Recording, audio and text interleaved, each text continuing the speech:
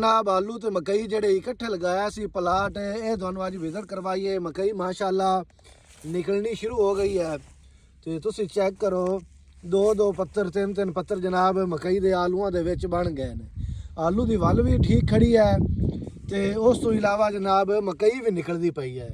ਹੁਣ ਜਨਾਬ ਅਗਾ ਜਿਹੜਾ ਨਵਾਂ ਨੈਕਸਟ ਪਲਾਨ ਇਹਨਾਂ ਦਾ ਕੀ ਹੋਣਾ ਹੈ ਉਹ ਗਫੂਰ ਸਾਹਿਬ ਕੋਲ ਪੁੱਛ ਰਹੇ ਹਾਂ। ਹਾਂਜੀ ਗਫੂਰ ਖਾਨ, ਹਾਂਜੀ ਇਹ ਸਾਈਡ ਤੋਂ ਉਹਨਾਂ ਵੱਲਾਂ ਕੱਟ ਲਈਆਂ ਨੇ। ਹਾਂਜੀ ठीक है इस पारे तो बकाया मकई जनाब इत्थे ठीक खड़ी है। चेक कर लो ये सारे पन्ने बन्ने दियां उन्हां वल्लां कट लईआं ने।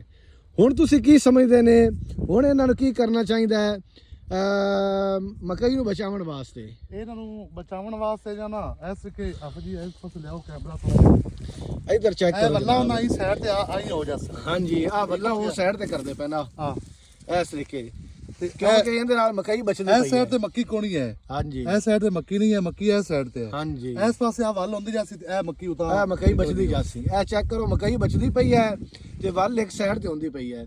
ਇਹਦੇ ਨਾਲ ਹੁਣ ਜਨਾਬ ਮਕਈ ਨੂੰ ਧੁੱਪ ਵੀ ਲੱਗਦੀ ਰਹੀ ਸੀ, ਮਕਈ ਦੀ ਗਰੋਥ ਵੀ ਸਹੀ ਹੋ ਜਾਸੀ। ਬਿਲਕੁਲ ਹੁਣ ਇਹਨੂੰ ਖਾਦ ਖੁਰਾਕ ਵੀ ਉਹਨਾਂ ਲਾਉਣੀ ਸ਼ੁਰੂ ਕਰ ਹਾਂਜੀ ਦਿੱਤੀ ਉਹਨਾਂ ਹੈ। ਖਾਦ ਲਾ ਦਿੱਤੀ ਇਹਨੂੰ, ਹਾਂਜੀ ਉਹਨਾਂ ਖਾਦ ਲਾ ਦਿੱਤੀ ਹੈ ਤੇ ਇਨਸ਼ਾਅੱਲਾ ਹੁਣ ਇਹਦੀ ਗਰੋਥ ਸ਼ੁਰੂ ਹੋ ਜਾਸੀ। ਇਹਨੂੰ ਸਪਰੇਅ ਵੀ ਕਰਸਣ ਤੇ ਫਿਰ ਕਿਉਂਕਿ ਆਲੂ ਇਸ ਟਾਈਮ ਤਾਂ ਇੰਨਾ ਰੇਟ ਨਹੀਂ ਹੈ ਹਾਂ ਤੇ ਹੋ ਸਕਦਾ ਅਗਰ ਰੇਟ 10-15 ਦਿਨ ਬਾਅਦ ਫਿਰ ਵੀ ਨਾ ਬਣਾ ਫਿਰ ਉਹਨਾਂ ਵੱਲਾਂ ਕੱਟ ਦੇਣੀਆਂ। ਚਲੋ ਵੇਖਨੇ ਆ ਜੀ ਇਹਦੀ ਕੀ ਸੂਰਤ ਹਾਲ ਬਣਦੀ ਹੈ। ਅੱਜ ਤੱਕ ਜਿਹੜੀ ਸੂਰਤ ਹਾਲ ਹੈ ਮੈਂ ਕਿਹਾ ਤੁਹਾਡੇ ਨਾਲ ਸ਼ੇਅਰ ਕਰ ਦਈਏ। ਐਡੀ ਐਡੀ ਜਨਾਬ ਮਕਈ ਹੋ ਗਈ ਹੈ, ਮਤਲਬ 2-2 3-3 ਪੱਤਰ ਬਣ ਗਏ ਤੇ ਵੱਲਾਂ ਉਹਨਾਂ ਹੁਣ ਸਾਈਡ ਤੇ ਕਰਨੀਆਂ ਸ਼ੁਰੂ ਕਰ ਦਿੱਤੀਆਂ ਨੇ।